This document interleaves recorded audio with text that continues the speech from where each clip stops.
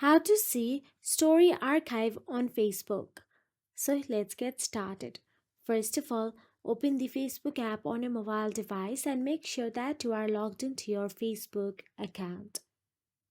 So, once inside the Facebook app, simply tap on the three dashboard at the bottom right corner of your screen and navigate to the Facebook menu.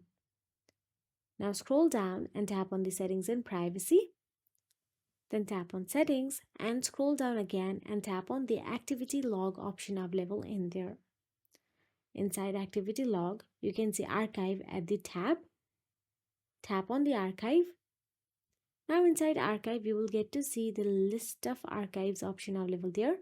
At the top left, you can see story archive. Tap on it and this will open your archived stories. You'll be able to scroll through and view all the stories you have posted and saved to the archive. I do not have any archived or any stories posted, so you won't be able to see anything. So you can also choose a specific time period using the filters at the top. So that is it. If you found this video helpful, please like, share and subscribe our channel, and thank you so much for watching.